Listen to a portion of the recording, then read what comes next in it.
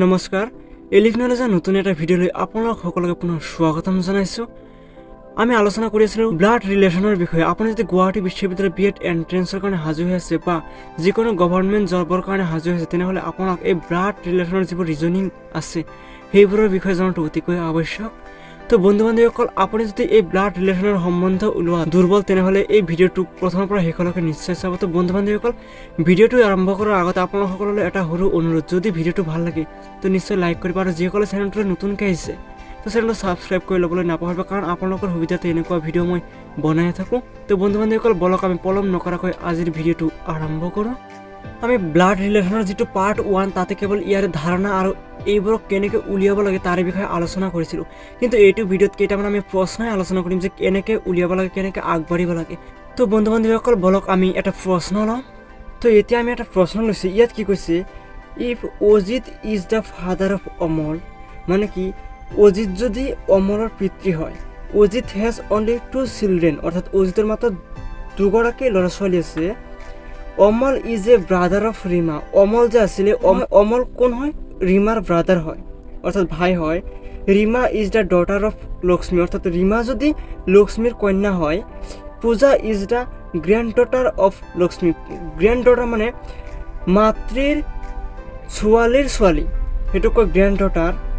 তাৰপিছত কি, Sunil is the father of পূজা, অৰ্থাৎ সুনীল যদি পূজাৰ পিতৃ হয়, তেনেহ'লে ইয়াত ওলাব যে how is Amal related to Sunil, অৰ্থাৎ অমল আৰু সুনীলৰ মাজৰ যি সম্পৰ্ক সেইটো উলিয়াব দিছে। তো এইটো আপোনালোকে কেনেকৈ ডায়েগ্ৰামটো আঁকিব, তো একেবাৰে সহজভাৱে ফাৰ্ষ্টৰ পৰা ষ্টাৰ্ট কৰক। তো ইয়াত প্ৰথমতে কি কৈছে, ইয়াত কৈছে if Ajit is the father of Amal, তো অজিত কি পিতৃ, এইটো আঁকি ল'লোঁ আমি, এইটো পিতৃ, এইটো কোন, এইটো অজিত, এইটো পজিটিভ আছে, তাৰমানে পিতৃ পুৰুষ। তাৰপিছত কি আছে, Ajit is the father of Amal, মানে অমলৰ অজিতৰ পুত্ৰ কোন? অমল, এইটো ছেকেণ্ড জেনেৰেশ্যনত আহিল অমল, এইটো ল'ৰা।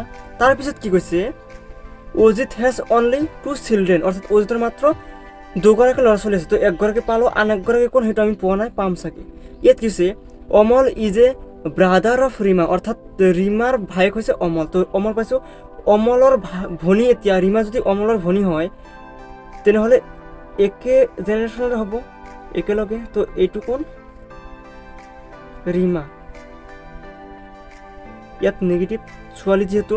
তাৰপিছত কি কৈছে, Rima is the daughter of Lakshmi, অৰ্থাৎ ইয়াত কৈছে লক্ষ্মীৰ কন্যা হৈছে ৰীমা। তো এইটো ৰীমা যদি হয়, মাকৰ জেনেৰেশ্যনত গুচি যাব, দেউতাকৰ জেনেৰেশ্যন যিটো, তো এইটো হ'ল লক্ষ্মী, এইটো লক্ষ্মী, এইটো মহিলা।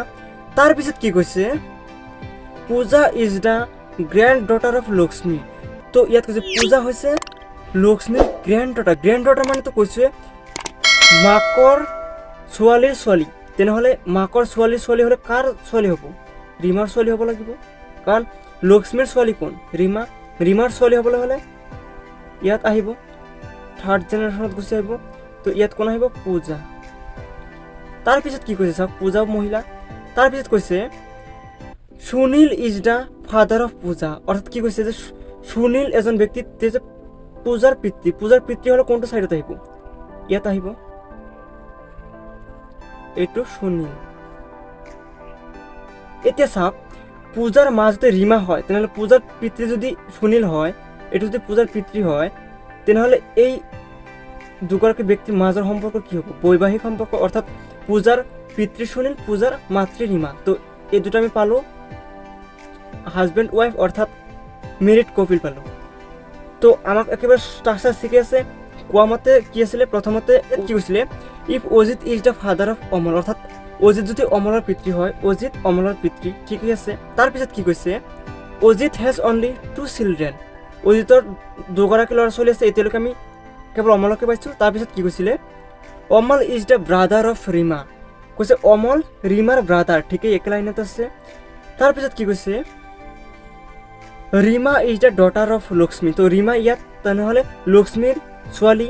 তাৰপিছত কৈছে পূজা is the grand daughter of Lakshmi, তো লক্ষ্মীৰ ছোৱালীৰ ছোৱালী পূজা, ঠিকে আছে। তাৰপিছত কি হৈছে, Sunil is the father of পূজা, সুনীল যদি পূজাৰ পিতৃ হয় তেনেহ'লে পূজাৰ মাতৃ ৰীমা যদি হয় তেনেহ'লে এই দুগৰাকী হাজবেণ্ড হয়। সকলো ঠিকেই আছে। আমাৰ কুৱেশ্যনত সুধিছিলে কি how is Amal related to Sunil, অৰ্থাৎ এই অমল যিজন ল'ৰা এইজনৰ লগত আৰু এইজনৰ লগত সম্পৰ্ক কি, এই দুটাৰ মাজৰ যি সম্পৰ্ক সেইটো উলিয়াব দিছে। অৰ্থাৎ অমল সুনীলৰ কি হয় এইটো উলিয়াব দিছে। তো এতিয়া কেনেকৈ কি কৰিব, এনচাৰত কি আহিব এইটো চাওক। এনচাৰত কি আহিব, অমলৰ ভনী ৰীমা, ৰীমাৰ লগত সুনীলৰ বিয়া হৈছে, অৰ্থাৎ অমলৰ ভনীৰ জোৱাই চিষ্টাৰৰ যিটো হাজবেণ্ড, এই চিষ্টাৰ হাজবেণ্ডে অমলক কি বুলি মাতিব, এনচাৰটো কি আহিব, ব্ৰাদাৰ ইন ল। কিবা অসুবিধা আছে? অৰ্থাৎ অমলৰ ভনীক সুনীলে বিয়া পাতিছে, এতিয়া অমলৰ ভনীক বিয়া পতাৰ কাৰণে অমল কি হ'ব, তেওঁৰ ভনীৰ হাজবেণ্ডৰ ব্ৰাদাৰ ইন ল। তো এনেকুৱাকৈ ষ্টেপ বাই ষ্টেপ আপোনালোকে আগবাঢ়িব। আশা কৰোঁ আপোনালোকে সুন্দৰকৈ বুজি পাইছে। তো বলক আন এটা কুৱেশ্যন লয় এনেকুৱাই। তো এতিয়া এটা খুবেই ইণ্টাৰেষ্টিং প্ৰশ্ন লৈছে। প্ৰশ্নটোত কি কৈছে চাওক, কৈছে Ram and Shyam R twins. ইয়াত কৈছে ৰাম আৰু শ্যাম যমজ বুলি কৈছে। তাৰপিছত কি হৈছে, শ্যাম চিষ্টাৰ ইজ লেলা, শ্যামৰ ভনী হৈছে লেলা। তাৰপিছত লেলাছ হাজবেণ্ড ইজ ৰঞ্জন, কৈছে লেলাৰ যি স্বামী সেয়া হৈছে ৰঞ্জন। তাৰপিছত কৈছে ৰামছ মাদাৰ্ছ ইজ শেফালী, তো ৰামৰ মাক কৈছে শেফালী। তাৰপিছত কৈছে শেফালীছ হাজবেণ্ড ইজ ৰাজেশ, শেফালীৰ হাজবেণ্ড হৈছে ৰাজেশ। তাৰপিছত কি হৈছে, how is Rajesh related to Ranjan. তো ইয়াত সুধিছে যে ৰাজেশ ৰঞ্জনৰ কি হয় বা সেইটো সম্পৰ্কত কি হয় সেইটো উলিয়াব দিছে, ৰিলেটেড টু ৰঞ্জন, ৰঞ্জনৰ কি হয় সেইটো উলিয়াব দিছে। তো এইটো আপোনালোকে কেনেকৈ ষ্টাৰ্ট কৰিব, একেবাৰে সহজ সৰলভাৱে ষ্টাৰ্ট কৰিম আমি। তো প্ৰথমতে আমি প্ৰথম লাইনত কি কৈছে, ৰাম আৰু শ্যাম আৰ টুইনছ, অৰ্থাৎ ৰাম আৰু শ্যাম দুয়ো যদি ভায়েক হয় তেনেহ'লে কেনেকুৱা হ'ব, আমি তেনেহ'লে তেনেকুৱাকৈ লিখি লওঁ, এইটো যদি ৰাম হয়, এইটো ৰাম পজিটিভ, তাৰ একে জেনেৰেশ্যনৰ হ'ব যদি ভায়েক হয়, আৰু ভায়েকেই হ'ব যিহেতু যমজ হয়, SHYAM, এইটো ল'ৰা। তাৰপিছত কি হৈছে, এইখিনি কাম শেষ। শ্যাম চিষ্টাৰ ইজ লেলা, কৈছে শ্যামৰ চিষ্টাৰ অৰ্থাৎ ভনী হৈছে লেলা, তেনেহ'লে এই তিনিও ভাই ভনী হ'ব। ইয়াত শ্যামৰ যদি ভনীও লেলা হয়, এইটো একে জেনেৰেশ্যনৰ একেলগৰে, তো এইটো লেলা, এইটো মহিলা, এইটো আমাক ছোৱালী দিয়া আছে। তাৰপিছত কি হৈছে, লেলাছ হাজবেণ্ড ইজ ৰঞ্জন, কৈছে লেলাৰ যি পতি অৰ্থাৎ স্বামী সেয়া হৈছে ৰঞ্জন, তেনেহ'লে স্বামী আৰু আমি আগতে শিকিছিলোঁ কি, যদি মেৰিড কপিল হয় তাৰে মাজত ডাঙৰ এটা প্লাছ চিন দিব লাগে আৰু তাৰপিছত তাৰে লগত এইটো বহুৱাই দিব লাগে, অৰ্থাৎ লেলাৰ হাজবেণ্ড কোন আছিলে, ৰঞ্জন। আমি কুৱেশ্যন মতে আগবাঢ়ি আছোঁ। তাৰপিছত কি হৈছে, ৰামছ মাদাৰ ইজ শেফালী, ৰামৰ মাক কোন আছে, শেফালী। তো ৰামৰ মাক যদি ওপৰৰ জেনেৰেশ্যনত যাব, এইটো কাৰ্চিন ওপৰত যাব। তাৰপিছত ইয়াত কি কৈছে, এইটো ৰামৰ মাক হৈছে শেফালী, এইটো মহিলা। তাৰপিছত কি কৈছে, শেফালীছ হাজবেণ্ড ইজ ৰাজেশ, কৈছে শেফালীৰ হাজবেণ্ড মানে কি মেৰিড কপিল, ইয়াতো ডাঙৰ এটা প্লাছ চিন বহিব আৰু ইয়াত হাজবেণ্ডৰ নামটো বহিব, কোন আছিল এইটো, ৰাজেশ। এইটো আমাক ইয়াত দিছে। এতিয়া আমাক কুৱেশ্যনত সুধিছে কি, how is Rajesh related to Ranjan, অৰ্থাৎ এই ৰাজেশৰ মাজৰ সম্পৰ্ক আৰু এই ৰঞ্জনৰ মাজৰ যে সম্পৰ্ক সেয়া কি, অৰ্থাৎ ৰাজেশ ৰঞ্জনৰ কি হয় এইটো উলিয়াব দিছে। তো চাওক ইয়াত কি হৈছে, এই দুয়ো ভাই আৰু এয়া ভনী, লেলাৰ এয়া দুয়ো মাক দেউতাক হ'ব। যদি ৰামৰ মাক শেফালী হয় তেনেহ'লে শ্যামৰ মাকো শেফালী হ'ব, লেলাৰ মাকো শেফালী হ'ব। ঠিক তেনেদৰে ৰামৰ মাক যদি শেফালী হয় আৰু শেফালীৰ হাজবেণ্ড যদি ৰাজেশ হয় তেনেহ'লে ৰামৰ পিতৃ কোন হ'ব, ৰাজেশ হ'ব। তেনেহ'লে ঠিক তেনেদৰে শ্যামৰ পিতৃও ৰাজেশে হ'ব আৰু লেলাৰ পিতৃও এই ৰাজেশে হ'ব। এতিয়া চাওক, ৰঞ্জনে বিয়া পাতিছে যিজন মহিলাক, তাৰে পিতৃ ৰঞ্জনৰ কি হ'ব সেইটো সুধিছে, বাকী একো নাই। তো আমি কি জানো, ইয়াত অসমীয়াত আমি কি বুলি কওঁ, শহুৰ দেউতা। তো ইয়াত লেলাক যিহেতু ৰঞ্জনে বিয়া কৰাইছে, লেলাৰ পিতৃ হ'ব ৰঞ্জনৰ শহুৰ দেউতা, যাক আমি ইংলিছত এনচাৰত আহিব ফাদাৰ ইন ল।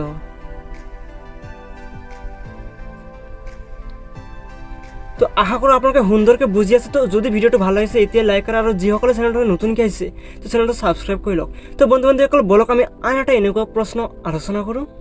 তো তো বন্ধু বান্ধৱীসকল এতিয়া এটা খুবেই ইণ্টাৰেষ্টিং প্ৰশ্ন লৈছোঁ। প্ৰশ্নটোত কি কৈছে চাওক, কৈছে Rajesh is the son of Keshav. কৈছে ৰাজেশ হৈছে কেশৱৰ সন্তান।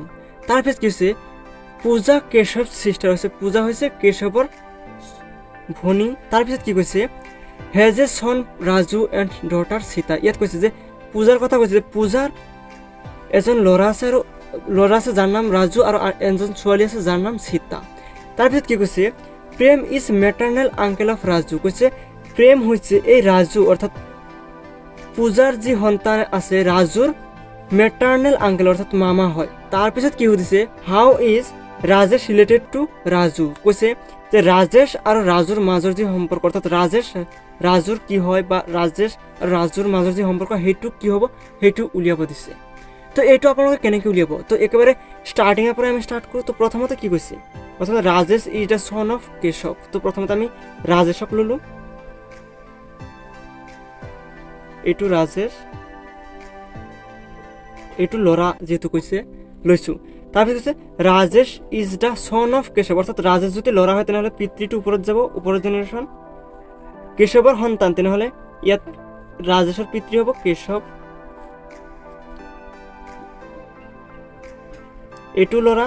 তো এইখিনিতো কমপ্লিট হ'ল, ইয়াতো কোনো সমস্যা নাই। তাৰপিছত কি কৈছে চাওক পূজা কেশৱ চিষ্টাৰ অৰ্থাৎ পূজা হৈছে কেশৱৰ চিষ্টাৰ। চিষ্টাৰ হ'লে অৰ্থাৎ ভনী হ'লে এইটো জেনেৰেশ্যনতে আহিব, ওপৰৰ জেনেৰেশ্যনত ইয়াত আহিব পূজা, এইটো হৈছে মহিলা, পূজা মহিলা। তাৰপিছত কি হৈছে has a Son Raju and daughter Sita. ইয়াত কৈছে যে পূজাৰ এজন ল'ৰা আছে আৰু এজন ছোৱালী আছে। তো এইটো পূজাৰ তেনেহ'লে পূজাৰ ল'ৰা ছোৱালী তলৰ জেনেৰেশ্যনত আহিব। তলৰ জেনেৰেশ্যনত যদি আহে প্ৰথমতে কোন আহিব, প্ৰথমতে আহিল ৰাজু, এইটো ল'ৰা আৰু তাৰপিছত কি আহিব এইটো ল'ৰা আৰু এইটো ছোৱালী আছিল সীতা, এইটো ছোৱালী নেগেটিভ। আমাক আৰু কি দিছে প্ৰেম ইজ মেটাৰ্নেল আংকেল অফ ৰাজু অৰ্থাৎ কৈছে প্ৰেম এজন ব্যক্তি চাইছে ৰাজুৰ মেটাৰ্নেল অৰ্থাৎ মামা। মামা হ'বলৈ হ'লে মাকৰ ভাই হ'ব লাগিব, তেনেহ'লে এইটো জেনেৰেশ্যনতে থাকিব। অৰ্থাৎ মাকৰ ভাই যদি মা যদি পূজা হয়, পূজাৰ ভাই যদি কেশৱ হয়, তেনেহ'লে পূজাৰ ভাই যদি প্ৰেম হয় তেতিয়াহে ৰাজুৰ মামা হ'ব। তো প্ৰেমটো এইটো জেনেৰেশ্যনত আহিব, প্ৰেম, এইটো পজিটিভ। কুৱেশ্যনটো চব ঠিকে আছে। প্ৰথমতে হৈছে Rajesh is the son of Keshav, Rajesh কেশৱৰ সন্তান। তাৰপিছত কি হৈছে পূজা কেশৱ চিষ্টাৰ, পূজা কেশৱৰ চিষ্টাৰ একে জেনেৰেশ্যনতে ৰাখিছোঁ। তাৰপিছত কি হৈছে has a Son Raju and daughter Sita. তো কৈছে যে পূজাৰ এজন ল'ৰা আছে, পূজাৰ এজন ল'ৰা আছে আৰু এজনী ছোৱালী আছে, কমপ্লিট। তাৰপিছত কি কৈছে প্ৰেম ইজ মেটাৰ্নেল আংকেল অফ ৰাজু। ৰাজুৰ যদি মামা হ'বলৈ যায় তেনেহ'লে মাকৰ ভায়েক হ'ব লাগিব, সেইকাৰণে একে জেনেৰেশ্যনতে ৰাখিছোঁ। গোটেইখিনি কমপ্লিট আছে, ঠিকেই আছে। তাৰপিছত আমাক প্ৰশ্ন সুধিছে কি how is Rajesh related to Raju. তো কৈছে ৰাজেশ আৰু ৰাজুৰ যি সম্পৰ্ক সেইটো কি। ইয়াত আছে ৰাজেশ আৰু এইটো আছে ৰাজু। তো এই দুটাৰ সম্পৰ্ক কি, ৰাজেশ কোন, ৰাজেশৰ পিতৃৰ যি ভনী তাৰে সন্তান হৈছে ৰাজু। তো এই দুয়োৰে মাজৰ সম্পৰ্ক কি হ'ব, কজিন হ'ব, কজিন ভাই ভনী হ'ব। তো আমাৰ এনচাৰত আহিব কজিন অৰ্থাৎ ইহঁত কজিন ভাই ভনীয়ে হয়, কিন্তু ৰিলেশ্যনটো অলপ ৰাজেশ পিতৃৰ ফালৰ পৰা কিন্তু ৰাজু পিতৃৰ ভনীৰ ফালৰ পৰা, যাৰ কাৰণে ইহঁতৰ মাজৰ যি সম্পৰ্ক সেয়া হ'ব কজিন।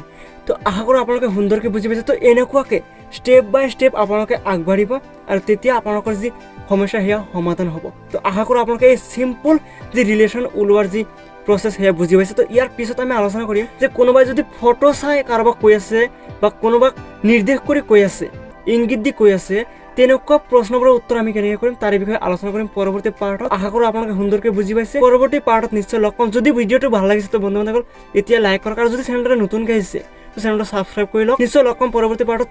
আজিলৈ বিদায় লৈছোঁ, ধন্যবাদ।